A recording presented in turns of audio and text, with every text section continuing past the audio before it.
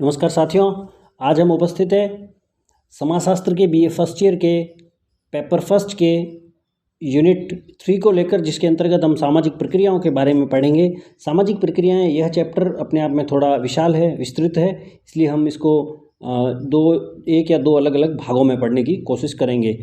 साथियों, सामाजिक अंतःक्रियाओं के संपूर्ण क्षेत्र को सामाजिक प्रक्रियाएं कहते हैं।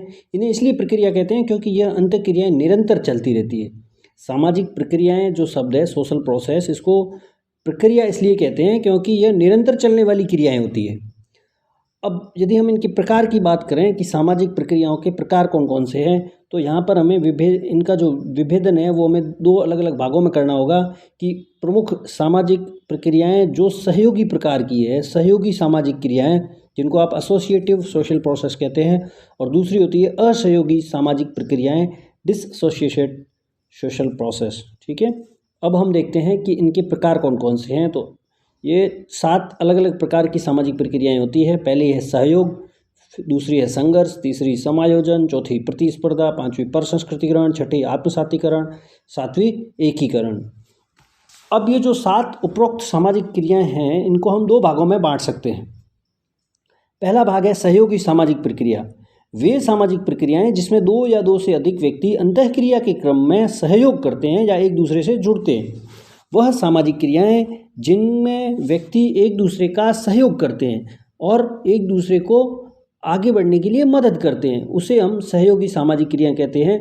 इसके अंतर्गत सहयोग, समायोजन, परसंस्कृति ग्रहण, आत्मसाती ग्रहण और एकीकरण आता है। यह प्रश्न अपने आप में महत्वपूर्ण है क्योंकि परीक्षा के दृष्टिकोण से ऐसे प्रश्न कई बार आ चुके हैं कि प्रमुख सहयोगी सामाजिक प्रक्रियाएं कौन सी है, किन्हीं 2 का या किन्हीं 3 का नाम लिखिए। यहाँ पर आपको ध्यान रखना है कि सहयोगी सामाजिक प्रक्रियाओं के अंतर्गत सहयोग, समायोजन, परसंस्कृति ग्रहण, आत्मसाती ग्रहण और एकीकरण आती है। दूसरा है जो इसका अलग भाग है, वो है असहयोगी सामाजिक प्रक्रियाएं। यह वे सामाजिक प्रक्रियाएं हैं जिनमें 2 या 2 से अधिक व्यक्ति अपने अंतःक्रिया के क्रम में एक दूसरे को सहयोग न करके असहयोग या संघर्ष करते हैं। एक दूसरे का असहयोग या संघर्ष होता है, और इनके जो उदाहरण हैं उनमें आता है संघर्ष, प्रतिस्पर्धा आदि असहयोगी सामाजिक प्रक्रियाएं हैं। अब सबसे पहले हम सहयोग की बात करेंगे। समाज में सबसे महत्वपूर्ण सामाजिक प्रक्रिया सहयोग होती है। सहयोग से तात्पर्य 2 या 2 से अधिक व्यक्तियों का किसी सामान्य उद्देश्य की प्राप्ति के लिए मिलकर प्रयास करना या कार्य करना है। समाज की जो हमने विशेषताएं पढ़ी थी उसमें भी आपने सहयोग तथा संघर्ष दोनों पढ़ा होगा। तो सहयोग से तात्पर्य जब 2 या 2 से अधिक व्यक्ति किसी सामान्य उद्देश्य की प्राप्ति के लिए मिलकर कोई कार्य करें या प्रयास करें तो हम उसे सहयोग कहते हैं। सहयोग आगे 2 भागों में विभाजित है, प्रत्यक्ष सहयोग और अप्रत्यक्ष सहयोग। प्रत्यक्ष सहयोग में आमने सामने का सहयोग होता है, जबकि अप्रत्यक्ष सहयोग में दोनों व्यक्तियों के बीच कोई मध्यस्थ होता है और वह अप्रत्यक्ष होता है। प्रोफेसर ग्रीन ने सहयोग के 3 प्रकार बताए हैं: प्राथमिक सहयोग, द्वितीयक सहयोग और तृतीयक सहयोग। ऑकबर्न ने 3 प्रकार के सहयोग बताए हैं: सामान्य सहयोग जिसमें पारस्परिकता होती है जैसे शिक्षक और छात्र, मित्रवत सहयोग जिसमें मित्र समूह, और तीसरा है विभेदीकृत सहयोग जिसमें श्रम का विभाजन होता है। हर्डलर ने 2 प्रकार के सहयोग बताए हैं: स्पॉन्टेनियस कोऑपरेशन और ऑर्गेनाइज्ड कोऑपरेशन। स्पॉन्टेनियस कोऑपरेशन का मतलब होता है ग्रामीण क्षेत्रों में पाया जाने वाला सहयोग, जहां लोग हमेशा हर पल तत्पर रहते हैं, तत्पर रहना। और दूसरा है ऑर्गेनाइज्ड, संगठित सहयोग। संगठित सहयोग नगरीय क्षेत्रों में पाया जाता है।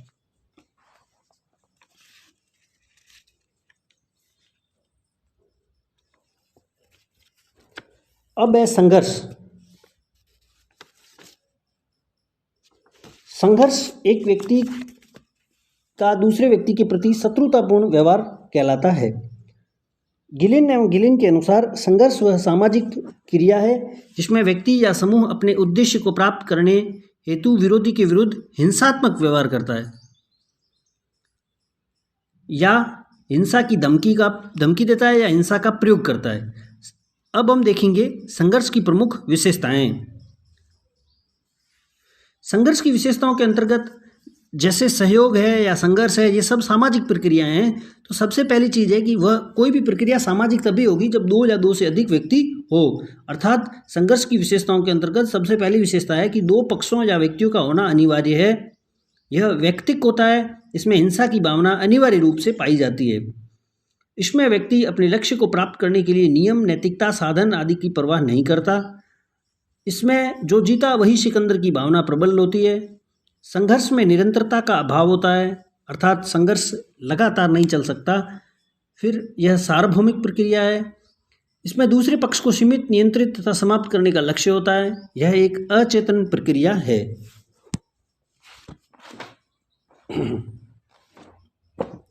अब यदि हम बात करें संघर्ष के प्रकारों की, तो सबसे पहला संघर्ष है व्यक्तिगत संघर्ष, दूसरा है दलगत संघर्ष, तीसरा है वर्ग संघर्ष, चौथा है जाति संघर्ष, पांचवा है प्रजाति संघर्ष और छठा है अंतर्राष्ट्रीय संघर्ष। अगली परिभाषा है समायोजन, जिसको अंग्रेजी में अकोमोडेशन कहते हैं। पार्क व बर्गेस के अनुसार समायोजन संघर्ष का स्वाभाविक परिणाम है। समायोजन में विरोधी तत्वों का विरोध कुछ समय के लिए नियंत्रित हो जाता है और एक प्रत्यक्ष क्रिया के रूप में संघर्ष गायब हो जाता है। यद्यपि एक संभाव्य शक्ति के रूप में वह गुप्त रूप से हमेशा बना रहता है। और समायोजन असहमत रहने के लिए एक समझौता है, यह कहा है प्रोफेसर जॉन ने। अब यदि हम बात करें समायोजन की विशेषताओं की, तो उसके अंतर्गत सबसे पहले कम से कम दो व्यक्ति या पक्षों का होना अनिवार्य है। यह संघर्ष के पश्चात जन्म लेता है, मतलब समायोजन संघर्ष के बाद की स्थिति है। संघर्ष होगा तभी समायोजन होगा। फिर है यह चेतन और अचेतन दोनों प्रक्रिया है। समायोजन में प्रेम तथा घृणा दोनों पाए जाते हैं। यह संघर्ष को अस्थायी रूप से टालने के लिए होता है। समायोजन संघर्ष का अस्थायी समाधान नहीं है। समायोजन भी दो प्रकार के होते हैं। समानांतर समायोजन, जब समायोजन करने वाले दोनों पक्षों की सापेक्षिक शक्ति बराबर होती है तो उसे समानांतर समायोजन कहते हैं। असमानांतर समायोजन में जब समायोजन करने वाले दोनों पक्षों की सापेक्षिक शक्ति में व्यापक असमानता होती है तो हम असमानांतर समायोजन कहते हैं। गिलिन तथा गिलिन ने अपनी पुस्तक कल्चरल सोशियोलॉजी में समायोजन के 7 कारणों की चर्चा की। उन्होंने बताया कि समायोजन किन किन कारणों से हो सकता है। सबसे पहला है बल प्रयोग, दूसरा है समझौता, तीसरा है पंच निर्णय, चौथा है सहिष्णुता, पांचवा है स्थिति परिवर्तन, छठा है शुद्धिकरण और सातवां है युक्तिकरण। अगली परिभाषा है प्रतिस्पर्धा, कंपटीशन। प्रतिस्पर्धा संघर्ष की भांति वियोजक सामाजिक प्रक्रिया है, अर्थात असहयोगात्मक सामाजिक प्रक्रिया है।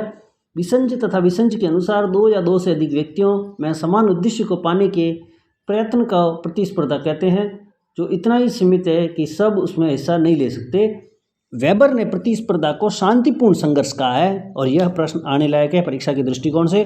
और शांतिपूर्ण संघर्ष के उदाहरण आप देख सकते हैं, जैसे यूपीएससी का एग्जाम देना, स्वयंवर की प्रक्रिया, कुश्ती आदि प्रतिस्पर्धा के उदाहरण हैं।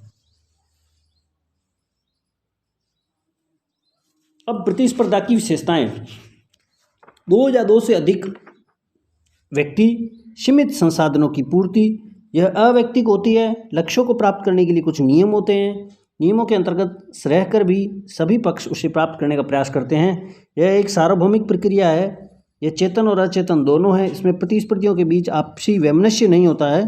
प्रतिस्पर्धा दो प्रकार की होती है, व्यक्तिक, यह दो या दो से अधिक व्यक्तियों के मध्य पाई जाती है, और दूसरी होती है अव्यक्तिक, यह दो या दो से अधिक समूहों के बीच पाई जाती है।